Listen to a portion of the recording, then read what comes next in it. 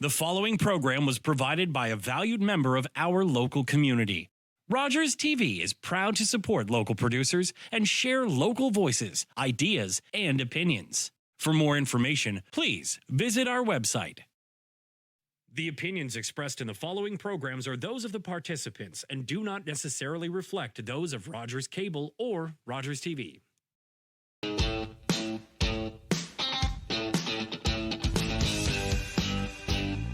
Good morning, everybody.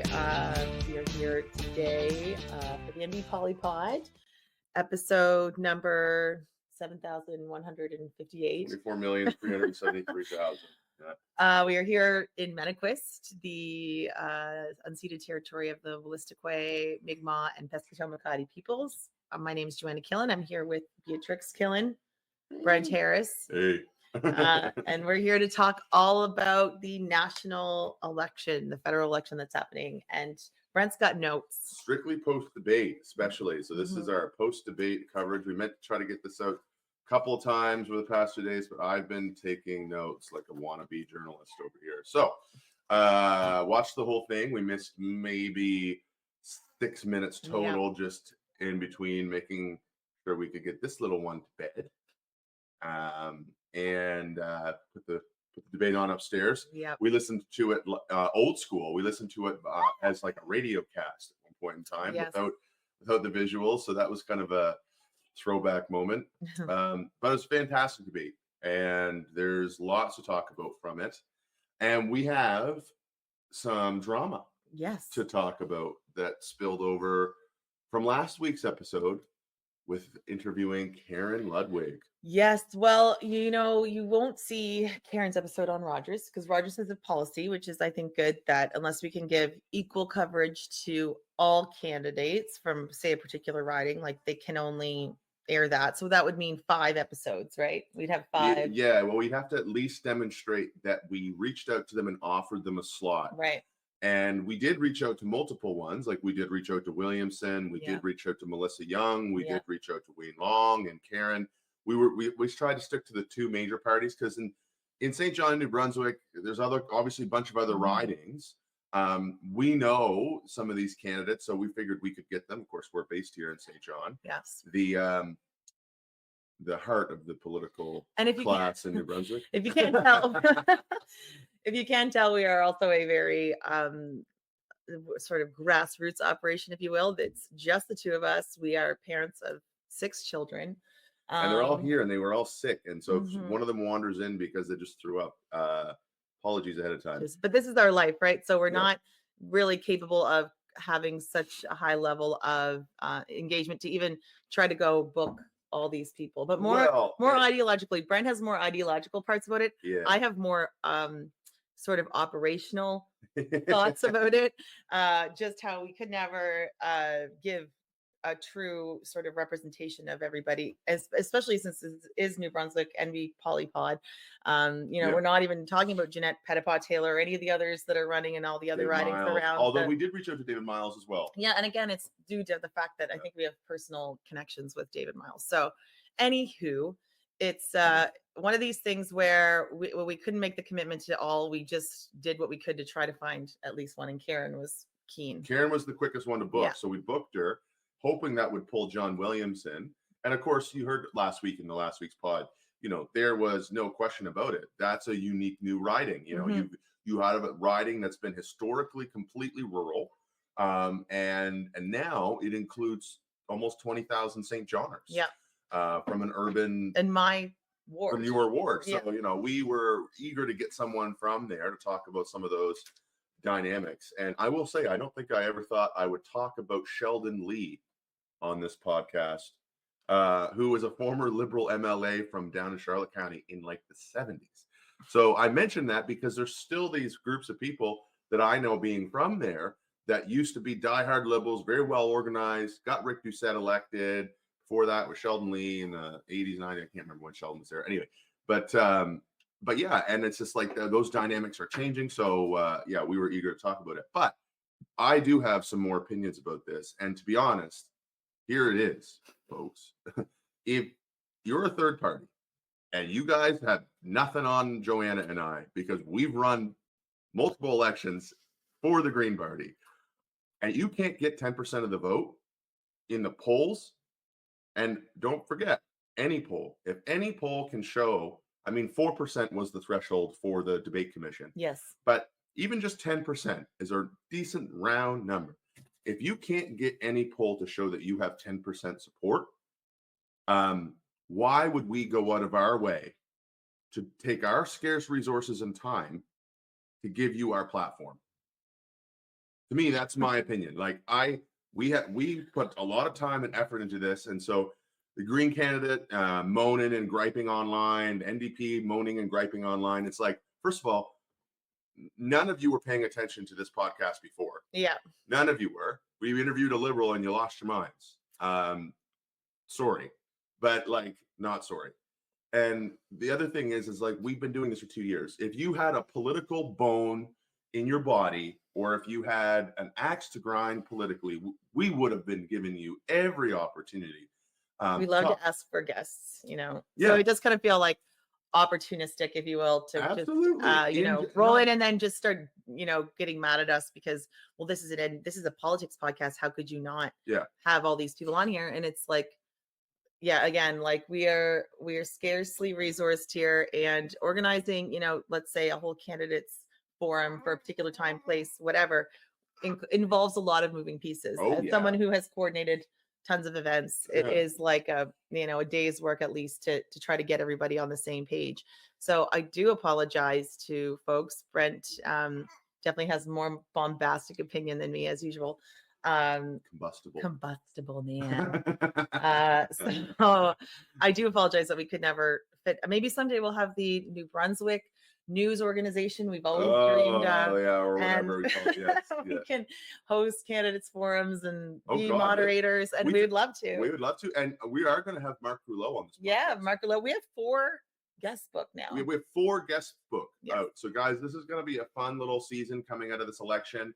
And we've got a TikToker that's quite famous on TikTok. Yeah. We've got the TikTokers are coming through. Yeah. For us. Millennial Moron came through, Nitty came through, and now we've got Trevor Dealey coming through, and he's got a couple 100,000 followers. We also have Greg Marquis, who's my former professor of political science and history at UNB. He's wrote a couple of papers that we've referenced on here, probably about 2 years ago, actually, because they were to do with growth and how we've talked about growth in Atlantic Canada and specifically St. John for a very long time. So he's going to come on the podcast and talk to us about his work and sort of the applications that we're seeing and his thoughts and what it looks like in today's Trumpian world.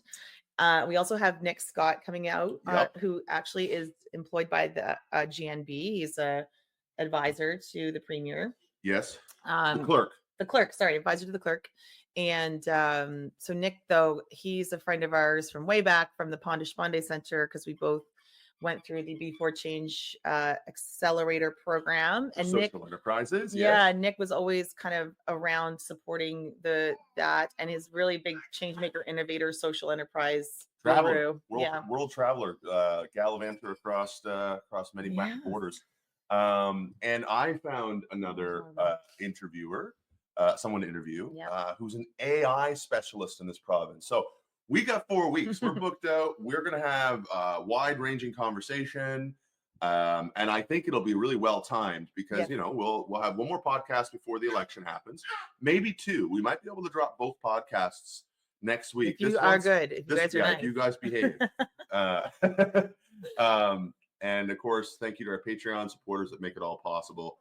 But yeah, to cap this off, if you are a third party and you want to be on the podcast, get ahead of the 8 ball, right? There's weeks and weeks that we need to spend booking people up and trying to nail down time schedules. I work full time. You work full time on council and with baby. We're busy, and we can't necessarily set the watch to, you know, your most available date. So, anyway, I think that's a big key to remember, is that you need to give us a heads up. You need to be politically involved outside of the election. And then we'd be happy to interview anybody. I don't care if you're a Libertarian Party, or we've offered the Libertarian Party twice. That was the funny part, is they showed up on my pod. how come you didn't interview the libertarian candidate? It's like, because you wouldn't come. When we reached out to a libertarian candidate after the last provincial election and said, hey, as soon as the election's over, happily interview you. Ghosts, which anyway, okay. To the election. To the debate. Yeah, to the debate. It was fun, sort of having a listen to it just without the mannerisms. But then I realized I missed some funny moments because there were some hilarious glares from Carney to Polyev. From, Polyev's kind of doesn't really have any personality. He laughed at some things, though, which was funny to see. But I did enjoy the fact that it wasn't like, we've just been so used to this political drama of the U.S. and to see these four get together and have a debate was refreshing somehow. Like they just did not seem like they were, too aggressive or too overwhelming. Even though we know that they all loathe each other. I don't know if they loathe each other. I don't, honestly, I can't tell. Like, I don't like Polyev. Mm-hmm.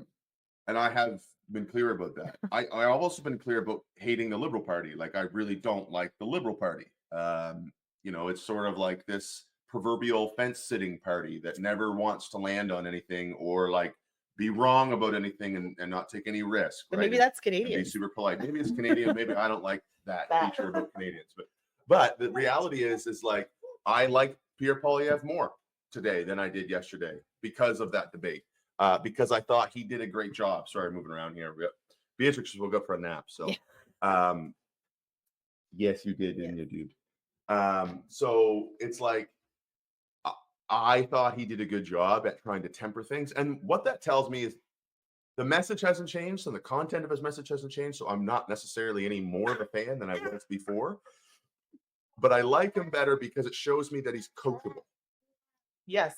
People will say, oh, well, he's being managed. It's like, yes, you need to be managed. Like, if you're going to try to lead the country, I would hope that we can have, that other people can have input into how you do it. I hope you're not just this magnanimous, egotistical maniac who thinks that you're, King Turd Island. I mean, that to me is a big knock against Polyev. He has had that problem where his plane only has his name on it, and his bus only has his name on it, and I don't even know who a star candidate in his cabinet is, or in his party is, besides like Michael Chong and I don't even Andrew Scheer, and like Chong's pretty good, but like they haven't been putting him out. I've seen more about people he's having to kick off the campaign than I have about who's the star. It's about him, which just speaks to this ego trip I feel that he is on. Yeah. And I think it's prickled Canadians to see it all pan out. But I thought the debate went really well. Mm-hmm. So let's break down the debate from, I'm not going to go by segment, but maybe what stood out to you the most. That doesn't matter what leader. Doesn't matter. It could be a moment. It could be a quote. It could just be the way they presented. Mm-hmm. What stood out to you the most? Well, I think I'm stealing this line a little bit from Front Burner, but it just felt like they all, like that Carney was the one to beat, so that they weren't even acting like they even had a chance to be prime minister. So I just felt like, okay, we're going to just go for Mark and we're going to focus on him and what the Liberals are about and blah, blah, blah. So it just never really felt like they were there to propose the reasons why, like Jagmeet or Pierre or our friend from the block, what is his first name? Yves-François Blanchet should be prime minister. Actually, I think he said at one point, I'm not going to be prime minister. Listen, you get nothing wrong here. I am not going to be I know. So it just kind of felt like, okay, it's the Liberals coming in and we're just kind of defend our little roles to play within that structure, which I thought was kind of funny for a leaders debate. For sure. Yeah. So there's definitely, something to be said about, he's always quite charming. Yves-François is quite charming. I thought he was quite funny. He's quite funny, but I mean, I saw a lot of people commenting saying, God, that Frenchman needs a slap in the face. And it's like, yeah, because he is like, belligerently Quebecois, right? Like he does not give two frigs about anybody else or any other part of the province or the other provinces like he cares about Quebec. Yeah. And if Alberta could get its stuff together and get their own party formed and stop trying to hijack the Conservative Party, they'd have someone up there on stage like Yeah, that that's too. a good point. Really, like Um, they've just made it, a protectionist party that Yeah, now it's stands up going for to lose, itself. but it's now going to lose again Yeah. for the third time. Like they're going to lose. Like the Conservatives will lose. Like unless a meteor hits Mark Carney tomorrow, or unless there is like a criminal charge laid against him, I don't. And even then, Yeah, I I'm know. not sure that he could lose the election if he was put in jail before election day. Like I think there's probably Might a lot. actually There's help. a lot. What right? There's a lot of people who are already going to vote on advanced polls, Yeah. which started yesterday. There was lineups that were 2 hours long here in New Brunswick. Yeah, like it's going to be a landslide. The regionals are not favorable for the Conservatives, and I'm like, when will the Conservatives learn? Like, because we've been saying it for years on Yeah. this podcast. I can't believe we can say that now. We've been saying it for years on this podcast. Conservatives, come talk to us. We are the people you need to convince, right? Yeah. We're young. We have a family. We're both working professionals. We're other elected officials. I swing a hammer, for God's sake. So like all of that like tradey red meat that the Conservatives want to like be in rooms with hard hats and get all the union boys on side. Like I'm the type that I'm a switch voter. I've voted Liberal, I've voted NDP, I've voted Conservative, I've voted Green, I've voted for every single party, and 30% of the population is like me. Well, just the name here in New Brunswick, Progressive Conservative. I was talking to an elder conservative, I'll call them, about this because they were saying to me like, where did the progressive part go in our New Brunswick reality? And saying basically, the idea that we are conservative with what we spend money on really is rooted in this person's mind, in the fact that a pound of cure is a penny, or is it, what is the saying? Oh, a penny a pound of or an ounce of prevention is better than a pound of cure. So that we're looking to progress our society in a way that we're preventing some of the very negative outcomes of poverty, homelessness, you name it, right? And that we are progressively conservative in the fact that you save money by being progressive. So, because they've always been hard on the Liberals for the spending piece, right? And I don't see anywhere in Pierre's plan where he's going to be trying to prevent any bad outcomes for the people of this country. Well, I'm sure they would say that they would. Well, yeah. But the problem is you can't get a Conservative MP candidate to talk to anybody. And you couldn't get any progressive Conservatives in New Brunswick to talk to anybody. Like we had to go dig up Doug Griffiths from like Alberta from 9 years ago when he was served under a couple of Conservative premiers. I don't know if you noticed in the debate when Pierre kept going false, false, false, because Jagmeet was saying, you're going to take away dental care, you're going to take away you only built 6 houses, child care, you're going to take away this. He's like false, false, false, false. So people probably out there who are leaning towards Poli, I would say, well, no, he's not going to take away that stuff. He just said false. He just said that's not true. Yeah, but that doesn't mean anything to me or anybody else when we've seen them vote against those bills, and like you have nothing to stand on. Anyway, back to the debate. But I agree. There were some of these moments. Obviously, the one I have to give some props to Jagmeet Singh. I think he's going to get a bump by 2%. So this is Saturday. I haven't seen any polling happen post debate. So just so you know, I have not seen any polling. But I wrote it down on my little notes here that that his performance will get him to 10%. I think it'll probably gain him 3 to 4 seats. Right. I think you'll see them get official party status because he's choppy and he's chirpy and he's like interrupting, but like the guy's losing the furniture. Right. What do you do when someone's coming into your house and stealing your furniture? You fight back. Yeah. And the Conservatives have eaten part of his lunch. The Liberals have eaten the rest. Yeah. There's almost no food left on the table for the NDP in this country. And people can say what they want about Jagmeet being the reason for that, all this stuff. And I don't disagree with some of that. They played a lot of virtue signaling politics. They played a lot of identity politics. And, they didn't elevate the same sort of concerns from leaders like Charlie Angus, who is terrific and probably one of the most effective attack dogs against Pierre Polyev. Yeah. And his approach is Charlie Angus. And they could have done with a lot more of that. But, they didn't. And now they're in the situation there. But I thought his performance on the stage was good enough to show people, okay, these guys still got some fight. They got some spark. They're not, and Jagmeet is not a problem for Mark Carney. That's the other thing that I took away is, the person to attack on stage is Mark Carney. Well, I think at one point you said, well, he's probably going to ask Jagmeet to join Jesus, his cabinet. Wouldn't be surprised if you saw, because we have had all party governments before, all party cabinets. We had one in New Brunswick during COVID. Yeah. But we haven't seen one at the federal level for a very, very long time. I don't even remember when it was. It could have been World War II. Well, essentially, we're rolling into World War III, and I think it just may look like an economic war. That's all. Well, but obviously Jagmeet had a lot of stuff to say against Polyev, and I think that's because he genuinely believes that the direction Polyev wants to take the country is antithetical to what is good for it. Yeah. And because he genuinely believes that, he genuinely wants to attack that more than he wants to attack Mark Carney. Yeah. He sure pointed out stuff about Mark Carney on a few occasions, but most of the time when he interrupted or had anything sharp to say, it was against Polyev.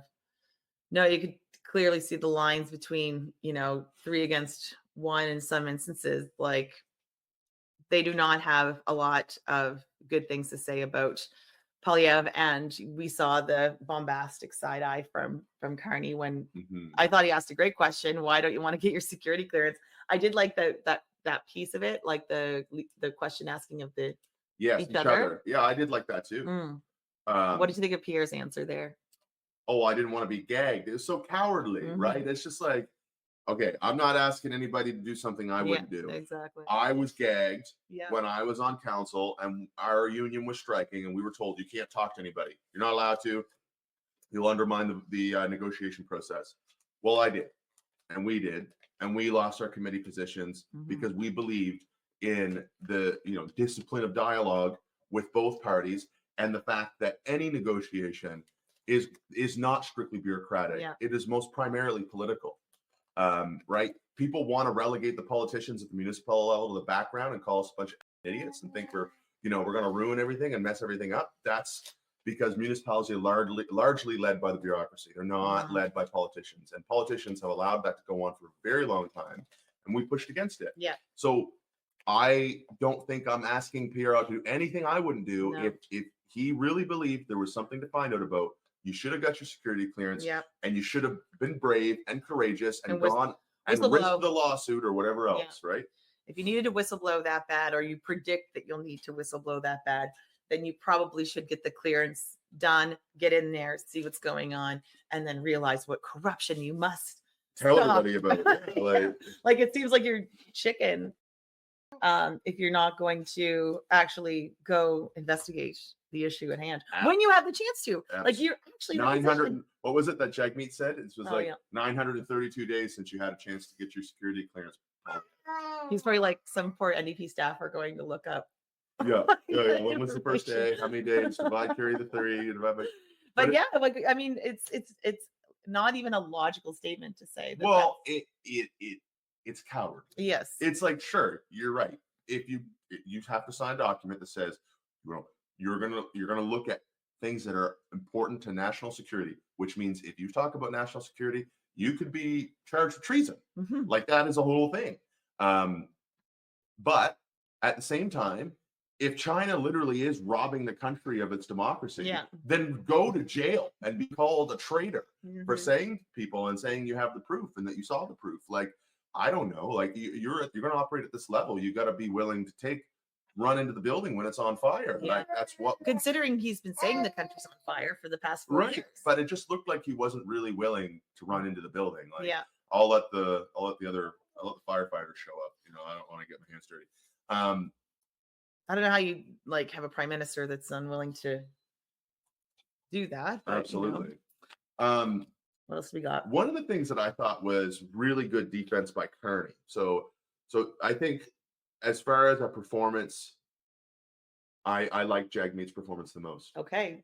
Carney, like just was able to navigate it very well. Yeah. No one caught him flat-footed. He had a response to everything. To me, his best response was, the question came up, what's the biggest threat to the national security of the country? And Pierre Poilievre was like, there is a good question. Well, I'll have to think about that, but I would say it's this, that, and something else. Like, it was So this you only have a minute. So when you do that, Well, it's a tactic. They had 25 seconds. They had right. like 20 seconds. Right. He's like, we only have a few seconds.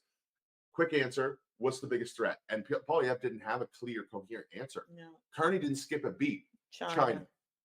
And I was like, I've been thinking about that a lot since, like, because there's no context, or do you have to say what he meant? No, he didn't say what he meant. No.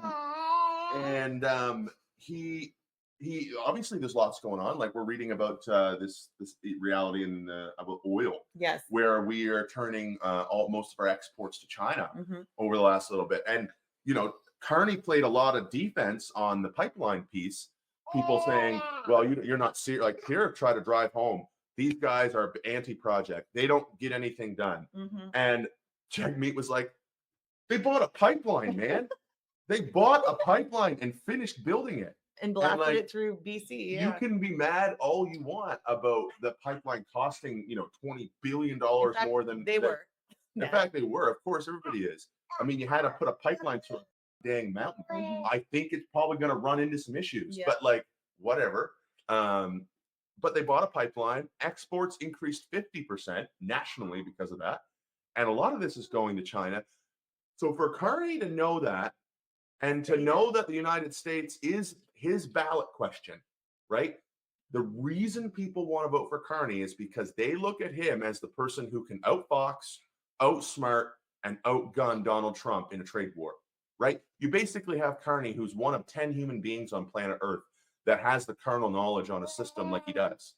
And Donald Trump, who's an idiot, who's a dummy, who's a real estate deal closer that has gone bankrupt 10 times. Like, we already know that Carney pulled this bond moment on the U.S. that now China's following suit with and doing a very similar thing. When you want to call in the debt of the country that's threatening you, that's a great strategy. And that was Carney's doing. So, that's just in his little interim moment as prime minister while he's also running a federal campaign. Yeah. But the reason I thought that China was such a good or a quick answer and a good answer is because you have this in the background. People want to vote for Carney because they see him as the thing that's going to stop the big crazy threat of Donald Trump in the United States. But instead of that, Carney gave the most honest answer that he could, which tells me he really believes what he's saying. And I've said that before. Poilievre is trying to resonate with people. Mm-hmm. He's trying to pick up on the lowest, most toxic, most grievances that people have about their country. And he's trying to take that and hurl it at an election, right? Like, that's what he's been doing. Looking forward. There's funny 22-minute sketches about it where he's just grappling in Chris Wilson plays them on the show. Oh, yes. Grappling in a room with all these people. Like, what do women like? What do You're fired. Yeah. Get out of here. He just can't, in this fictional universe. And satire always, to me, is like a good reflection of what the world really is. You can tell that he's spinning his wheels, and he has his ex-girlfriend Jenny Byrne leading the charge there. Brent got me to listen to this Brent burner that's all about her, and it's wild, the tale there. So but she's, I guess, is very a bull in a china shop type, where she's very disciplined and is going to get things done and figure out what works and try to go from there, versus being like, oh, we really need to show Pierre authentically and who he is, and like as a person who cares about the country. Like, that's not their strategy. No, but for Carney to say that when he did on stage was very telling to me. Mm-hmm. I also think that China poses the biggest threat to Canada because we're a bit of an unmoored free agent on the international scale, right? Or on the international level. Like, we mostly been tied to the United States for our entire existence, or Great Britain, or both. And now we're very much unmoored. We have come out and said this relationship's dead, done, over with. We have to start over and do something else. And that means we have a lot of minerals, we have a lot of wealth in this country, a lot of natural resources, a lot of water. People on the international level are wanting to tear a strip off of the United States. They're trying to knock them down a peg. And like, what better way to do that than to get a foothold in Canada and to use Canada as, you know, the battleground on the front lines for a third world war against the United States. Like, I'm not trying to be alarmist, but I'm wondering if that's what Carney is seeing. I don't know, because he didn't explain it, but he could have said United States. He could have pivoted right away to why he's the number one person to go to Donald Trump, and that would have played for the people, but he didn't. He gave an honest answer. No, that was good. We're gonna take a break. We're gonna try to settle Beatrix because she's chatty today. Chatty. Be right back. All right. Well, Brent, what was your, I guess, sort of most surprising moment of the debate? What was that? Was the one, China. China was surprising. Okay. That was definitely the most surprising one for me. I think here. I think it was, you know, surprising to see Polyev pivot the way he did and trying to be less bombastic, combustible. Which you're accused of often of being. So it's like, it did seem, he seemed a lot more tenable, and it's that coaching thing you're talking about where it's sort of like, you can tell that he had some things memorized. Yes, that's right. That to me was the lost liberal decade. Oh yeah. You know, we can't afford another 10 years of this. You had a chance. You're anti-energy. You were basically Justin Trudeau. Like, all of those don't play with me. And I'm assuming it doesn't play with most people who aren't like partisan hacks. Yeah. Right? Or people who are just so disenfranchised and disenchanted with politics that they're voting for whoever looks like the biggest bat. Which there's lots of people out there who feel that way. And I sympathize, actually. I do think there's lots to be burnt down in our government. Well, we had some good conversations with people when we were away on the island. Graham and Ann. And that's funny because we, on the way down, we're talking about trying to understand why conservatives think the way they do, or why do liberals think the way they do, or however, you know, anybody does in engaging in politics in this country in particular. So, you know, talking to folks about why they like Polyev, and it's eye-opening, and there is a lot of around like the distrust of the government. You know, this guy, for all of his flaws, he sort of still at least sees things for how they are. Not afraid to say it how it is. This the kind of vibe, Which is like, that's what got Donald Trump involved. Again, if you're somebody who votes for people because you see them as somebody who's willing to just say it how it is, you're just somebody who's looking for the biggest in the room. Because that's the bat. That's the bat. The bat is words. Exactly. And what I thought about Carney is that he's almost like a warrior with a pen type, you know, versus a sword. He's a strategist. Yeah. So you're not going to get got by him in a very obvious way. It's the difference between a general and a drill sergeant. Right. The drill sergeant, not afraid, like, bullets flying, let's go, boys. We're going that way. Let's go, gals. Well, it's like, we're going to send bullets back. Don't get together. Let's go. The example would be, none of you are going on CBC across this entire country. Not one of my candidates will be going on CBC. Drill sergeant. And, you know, and meanwhile, Carney is sort of navigating. He's willing to play in the podcast realm, not this podcast, even though he was invited. He's a big deal, though. But we got him before he was a big deal. Yeah. We were after him when he was still running for leadership. But anyway, like, you know, he was on Prof G. He was on that podcast. Well, any of his candidates, though, can do what they want. Like, there's no muzzling going on, because I'm imagining that he trusts those he's putting out there. That's right. It's the idea that I trust you until you prove me wrong. Yeah. Because I know the leadership race in Fredericton was a bit controversial, quote unquote. Kind of the same thing that happened here in St. John, where David Miles was the chosen candidate. Like, there was Luke Randall's partner was running. There was another person of, you know, community leader running. So, but that all got shut down like with urgency. So that sort of happened on the liberal side as well. Well, I think that was a smart idea. I think David's a smart choice. But I also think that the Conservatives will have a good opportunity there. Yeah. If I can, I'm going to bring up a little view of the polls on here pre-election. But there are 4 ridings to watch in New Brunswick, or Atlantic Canada, I guess. for the it could be a toss-up. It Right. could be Okay.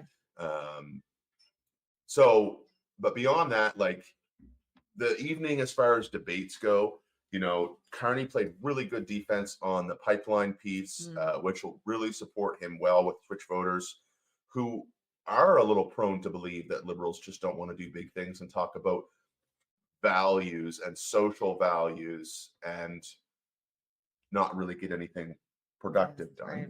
That's a resting, indictment against the liberals. I do think Pierre was good out of the gate, and he went back into his shell of sound bites around lost liberal decades and all this stuff, which just comes across as rote, and it comes across as disingenuous. And no, it just, when you have to be like so prepped, yeah, you just don't come off as authentic. And obviously Carney really blunted that sword when he said, look, I know you've spent 2 years trying to run against Justin Trudeau on a carbon tax, but neither of them are here anymore. I'm not him. So get over it, right? And I think most people get that. Most people are like, whatever Carney's role was with advising Justin Trudeau, he wasn't the guy calling the shots. No. Just like Carney wasn't the guy calling the shots with Brookfield. That's why that attack doesn't work, right? Yeah. Because I think if we go that attack that Jagmeet's trying to lay and land, and so is Reet Daddy. And I know we've got a listener to this pod, a friend of ours, who told me about that. He was like, I can't believe Joanna wants to vote for Reet Daddy. I love that. It's so funny. Because the real estate investment trust is a REIT, right? Which I do hate. Yeah, we hate REITs. Yes, we do. For sure. Yeah. The thing is, the reason that doesn't land, I think, is because who among you out there works for a company that you endorse their behavior across the board? I worked for ExxonMobil, everyone. One of the most evil corporations probably on the planet, just post, university degree, because they were hiring people and I needed a job.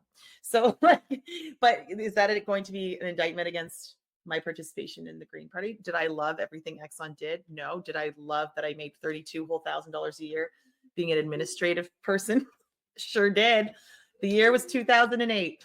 But honestly, though, like we've had to take jobs. I'm not saying Carney had to take this job, but we've all been involved in this country, which we've called a corporation, three corporations in a trench coat, throughout our entire lives. So like, it's hard for me to say like, I can never support a man who worked in the system that has so heavily been supported and created by people here in this country. Because in the same breath, Carney truly believes we're in a climate crisis. He wanted to remake the economic system in a way that would work to get green infrastructure built, and it did. Brookfield, love it or hate it, is the most productive construction fund for green infrastructure projects on the planet, and that largely led by Mark Carney. This is why, they want to land the attacks. Well, you're anti-pipeline, but you're a hypocrite because you also invested in oil and gas. It's like, am I a hypocrite because I go to Walmart?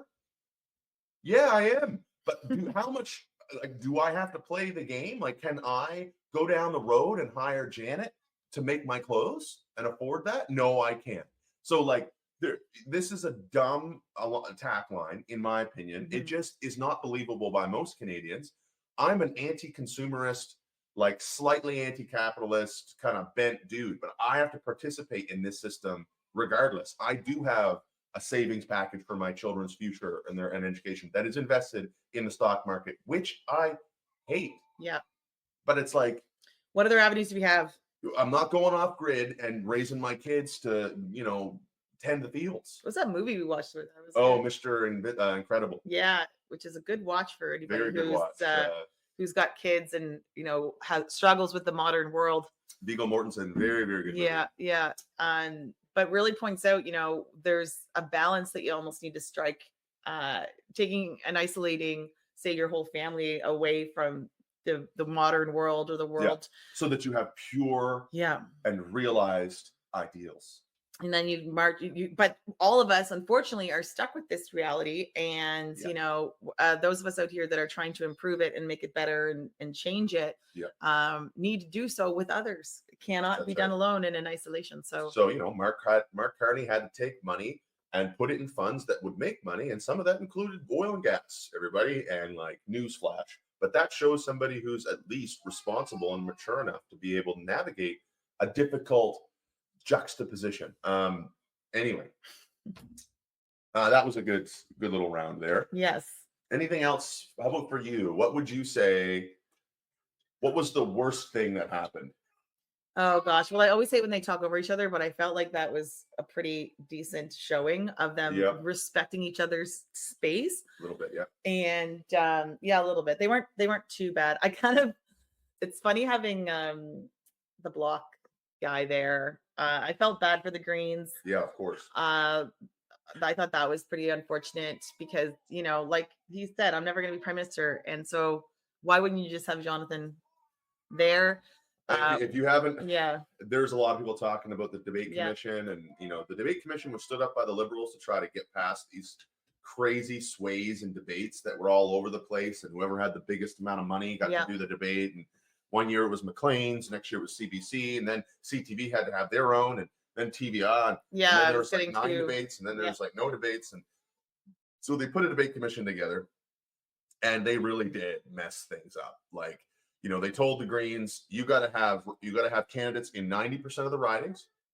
You got to have 4% of in a poll, any poll, and there are polling organizations out there that skew progressive. Yeah. Just like there's ones that skew conservative. So they said, look, if it's an official pollster that gives you 4%, that's a check. You need 2 out of 3. You need 4%. You need 90% of the ridings, and you need people elected. Yeah. So the thing is even only running in Quebec, the Bloc are polling at 6% nationally. Yeah. Right? They're polling at like 30 to 40% in places in Quebec, but nationally that dilutes down to 6%. So they check, they have people elected, and they don't care about running in 90% of the ridings.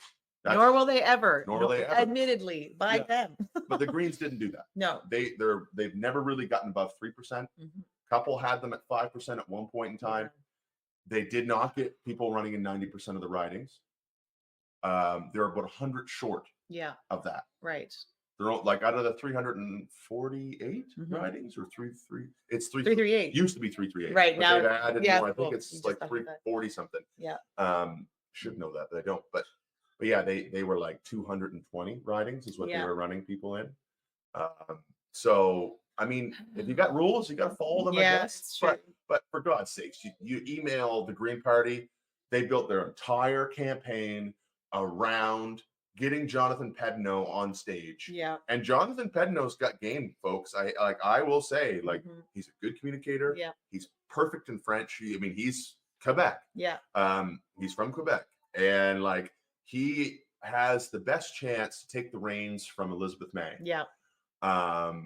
They tried to get away from Elizabeth May once. Everything imploded because of Israel, Palestine, essentially. The progressives ate themselves. And which we have whole podcasts on. Oh yeah. So they didn't get there, and was really unfortunate because what a moment it would have been for Jonathan Pedneau to have been introduced that way. I know. It's so I do think that is the saddest overarching reality of the debate. Yeah.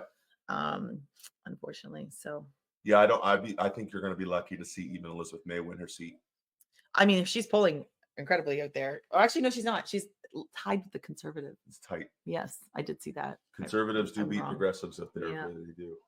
Jonathan Rustad's brought the Conservative brand out of the ditch. Yes. It'll be a big night, election night, 28th. Yep. Beatrix's 7th birthday. Yes, that's right. Do you think anything's going to change in the polls?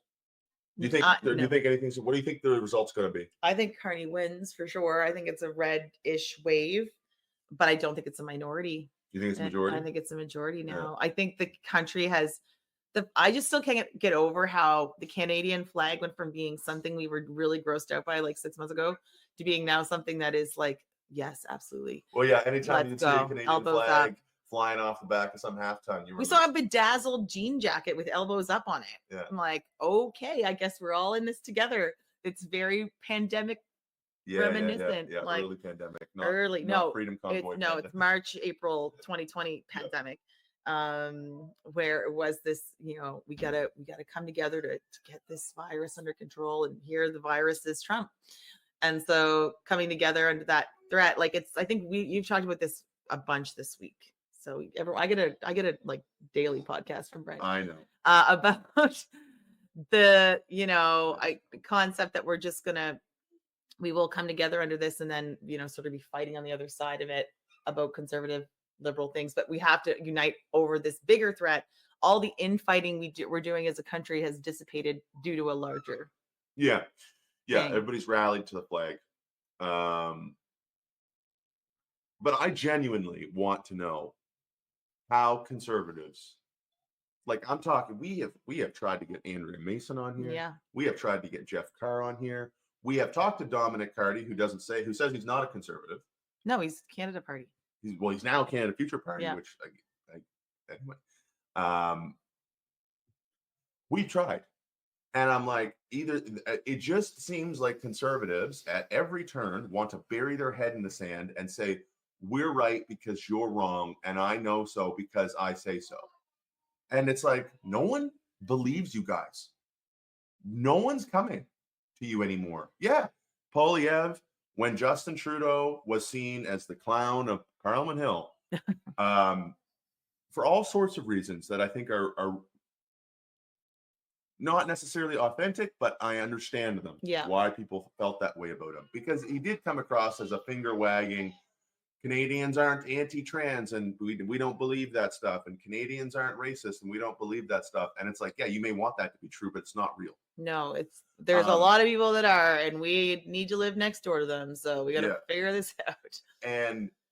But then when he wasn't there anymore, people were like, God, I cannot stand this conservative party. Is this not a very sort of reminiscent of Biden's departure? It's like when you remove that problem, like you come in and you had Trump doing similar things of being really struggling with how to come at Harris.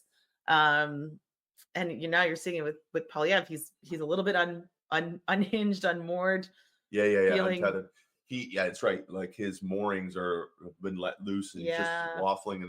But it's like, you got to read the room. He would have loved if Freeland was there. Yes. He would have loved running against Chrystia Freeland.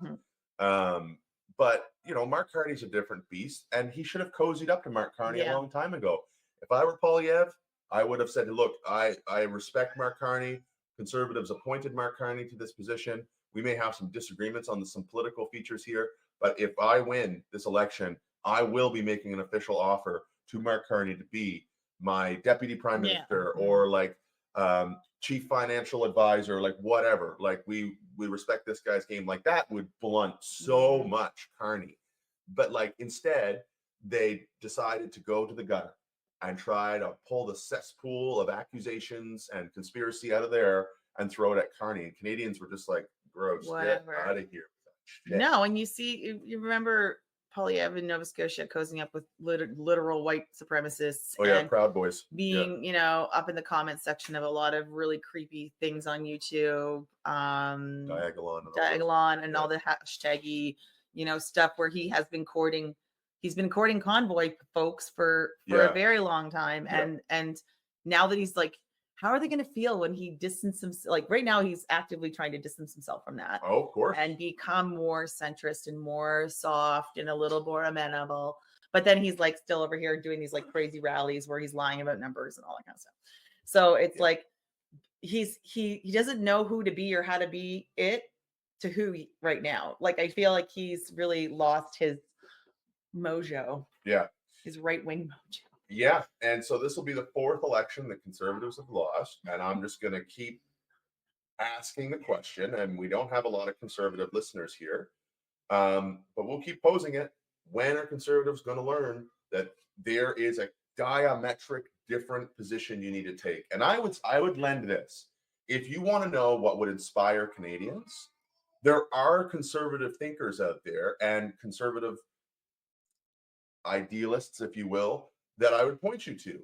And those would be folks like in that communitarian subsection, which do push back against big government and do push back against over federalization and all this, and push toward a localization of decision making. Because you pointed to Carney as a communitarian.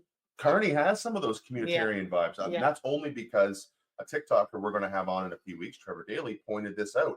This guy's doing his PhD, and he has a theory about what's driving Carney. And one of them is that Carney has some of these communitarian bents, which would be like Ballock and G.K. Chesterton and Dorothy Day and George Monbiot and all these authors. Good ones, right? And that's the area where you could win, right? You could absorb the libertarian side of the Green Party.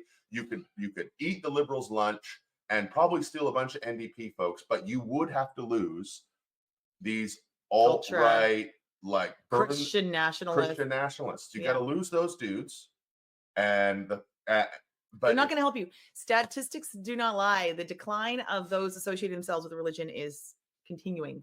Even though you may feel like there's like a swell of folks who are all, choosing religion, you can see it on paper that it's not. It's a loud few. That's right.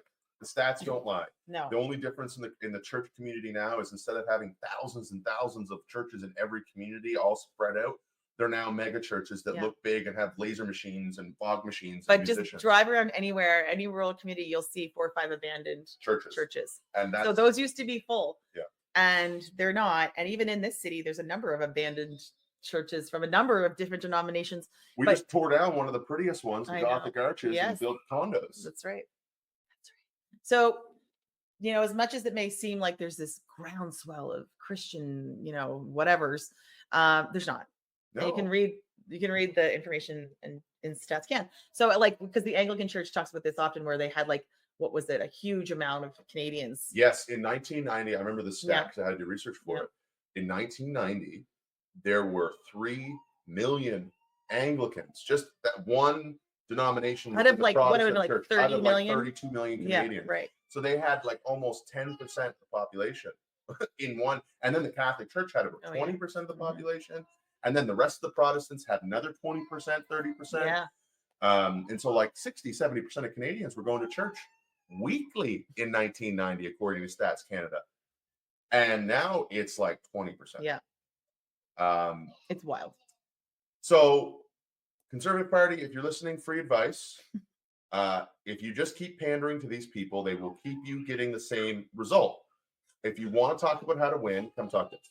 No, just joking. Oh man. But I would love to see a different Conservative Party. I'm pretty sick and tired of seeing the debate we have right now, where it's of course Carney's going to win this easily because you guys don't actually have a viable counterattack. So, and there's a lot of listless former Conservatives out there who wish that the party that they were building in the 2000s and such was what it was today, but it just isn't. No. It isn't in New Brunswick.